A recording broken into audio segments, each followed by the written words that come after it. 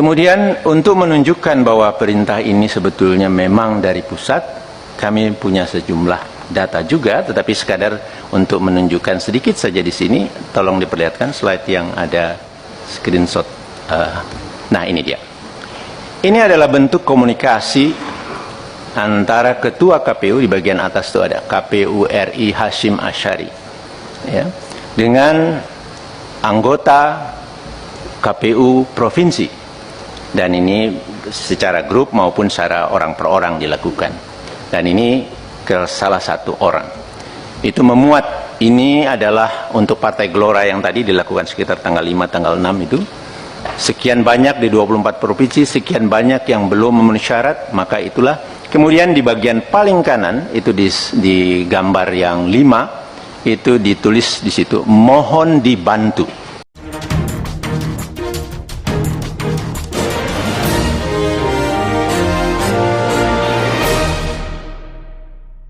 Selamat pagi para netizen dimanapun kita berada, salam inspirasi bagi kita semua ya. Melihat dengan isi chat ya dari Ketua KPU, banyak di PR ya, mulai dari PR, mulai dari 02 begitu kan ya, melongo melihat dengan isi chat itu begitu kan. Mari kita lihat ya bagaimana ya chat itu bisa didapatkan. DPR melongo lihat chat Ketua KPU, jreng. Isi chat Ketua KPU berisi dugaan kecurangan pemilu di 2024. Artinya apa? Dengan seperti ini, apakah sebagai bukti autentik untuk menjadi untuk mengusut dugaan-dugaan yang selama ini ada, ya? Banyak yang bilang tunjukin kecurangan, banyak yang bilang yang mengatakan kalah tidak terima. Ini perhatikan baik-baik aja. Kalau sudah dibongkar seperti ini isi chatnya dari Ketua KPU-nya begitu, yang berisi dengan dugaan-dugaan kecurangan yang ada di pemilu di 2024, ini gimana coba? Jadi masyarakat kita bisa menyaksikan bersama-sama apa yang sebenarnya terjadi begitu kan.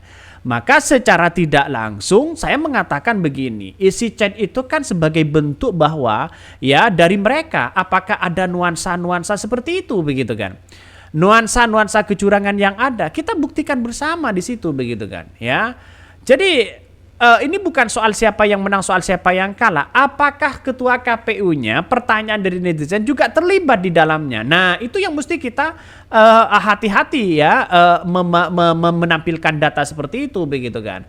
Semakin banyak menampilkan data, semakin banyak spekulasi, dan mereka ya begitu lihat ya ada permainan-permainan apa, orang masih banyak berspekulasi seperti itu begitu kan. Jadi secara tidak langsung kita lihat saja apakah benar dengan adanya dugaan-dugaan seperti itu begitu. Bahkan katanya DPR sampai melongo begitu kan, melihat isi chat seperti itu begitu. Saya rasa ini menjadi catatan penting kepada kita, siapapun kalau sudah membongkar habis-habisan di situ begitu kan. Bukan tidak mungkin ada nuansa-nuansa apa. Jadi saya berpikir begini, ini kan satu persatu banyak yang kemudian diungkapkan, mulai dari Ketua KPUD, Ketua PPK dan sebagainya, sudah banyak diungkapkan. Kenapa si rekap itu bisa berjalan sendiri? Nah itu pertanyaan penting bagi kita begitu kan. Artinya apa?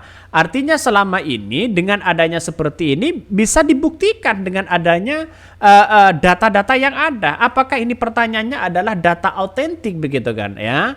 Kalau mereka data yang sebenarnya, kita lihat saja apakah bisa diterima oleh kalangan masyarakat atau di MK nantinya begitu. Salah satu bukti seperti ini tapi masih aja dibilang nggak terima kalau kalah. Ada juga bukti video dari PPK. Kalian yang mendukung kecurangan harus diingat, dukungan kalian akan dipertanggungjawabkan di akhirat. Betul begitu kan? Kita mesti hati-hati di situ begitu kan ya. Siapapun yang menang, siapa yang kalah, kalau memang hasilnya adalah hasil tidak curang, ya silahkan begitu kan. Jika masih ada yang ngoyo membela kecurangan pemilu di 2024 besok ya, itulah awal dari perjalanan hisab yang teramat panjang. Apa maksudnya ya? Ini banyak sekali komentar-komentar netizen di situ begitu kan. Kalau semuanya adalah bercurang, dugaan-dugaan yang terjadi selama ini, bagaimana kinerjanya dari KPU sendiri begitu dipertanyakan begitu kan. Jadi kata Pak Mahfud sebenarnya ya KPU tidak mengerti bagaimana sistem Sirekap itu begitu kan. Sehingga kalau semuanya komisionernya tidak paham terkait dengan aplikasi itu, terkait dengan sistem itu, lantas bagaimana, apa yang harus kita kerjakan begitu kan. Ya nantinya seharusnya ya yang menjadi ketua KPU itu salah satunya harus ada dari pakar IT di situ begitu kan. Profesor itu banyak di Indonesia begitu kan. Sistem IT ya ITS, ITB dan sebagainya begitu kan. Yang sistemnya adalah anak bangsa sendiri begitu kan. Tapi jangan sampai masuk dengan hal yang kemudian bisa disogok begitu kan. Karena yang dibawa sendiri KPU-nya begitu kan. PPK-nya ya bisa saja itu bisa disuap begitu kan. Karena banyak kejadian-kejadian seperti ini. Maka integritas itu perlu begitu kan untuk menunjukkan jati diri itu benar-benar mengawal kebaikan bangsa dan berdemokrasi. Dan siapa yang tidak tergoda dengan uang begitu kan ya.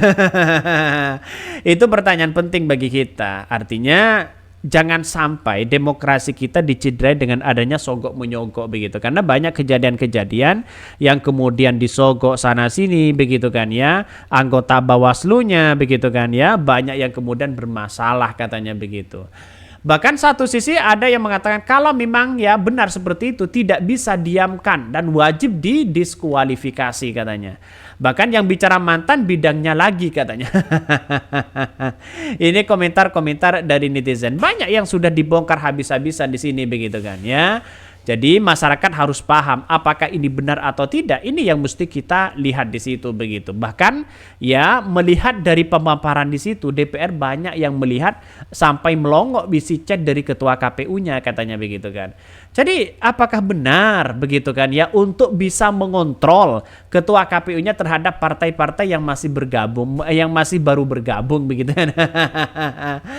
Jadi saya kira inilah politik Indonesia begitu. Saatnya kita harus benar-benar memahami betul bahwa nuansa politik seperti ini. Jadi jangan sampai, bagi kami adalah jangan sampai begitu kan ya, hal-hal yang tidak diinginkan oleh kita itu justru begitu kan ya, masuk begitu kan. Jadi nuansa politik hari ini kita harus benar-benar kita kawal betul. Takut ada nuansa-nuansa yang tidak diinginkan di situ begitu. Mulai dari Sirekap dan sekarang kan yang ditampilkan oleh KPU sendiri itu adalah hasil dari si satunya begitu kan ya, dari si hasil begitu kan. Ya dari si satunya begitu, mulai dari hasil apapun itu tidak ditampilkan di situ. Ya kalau ingin dihitung secara manual, ini kan masih ada kesempatan sebenarnya. 1 bulan kan cukup sebenarnya. Ya ikutlah mulai dari Jawa Timur, Jawa Barat, Jawa Tengah dan sebagainya. Kalau memang itu disesuaikan dengan data ya dan bukti manualnya, ya kita tunggu saja begitu kan. Jadi ini kan kekalahan dari Anies Baswedan ya, dengan Ganjar itu dari versi KPU sebenarnya itu kan jauh begitu kan. 58% versus 21% dan 16%. Itu kan jauh sebenarnya. Artinya apa? Artinya selama ini kalau memang hasilnya agak jauh ini kan pasti dipertanyakan. Karena selama ini Anies Baswedan itu disambut luar biasa begitu kan dari masyarakat. Pak Ganjar juga luar biasa begitu. Kenapa hanya mendapatkan 16%? 16% itu berapa juta coba ya? Ya kurang lebih mungkin ya sekitar 18 juta dan sebagainya begitu kan. Jadi sangat-sangat disarankan begitu. Ketika melihat dari angka statistik yang kemudian dilakukan oleh PDIP itu sangat tinggi. Kenapa hasilnya kok kecil begitu? Itu yang mesti dipertanyakan begitu. Oke, mungkin itu yang kami sampaikan ya, tonton terus channel Hodari Podcast Rakyat ini karena ada berita-berita menarik dan viral setiap harinya. Salam para netizen, salam inspirasi bagi kita semua. Jangan lupa di-subscribe di YouTube Hodari Podcast Rakyat ini.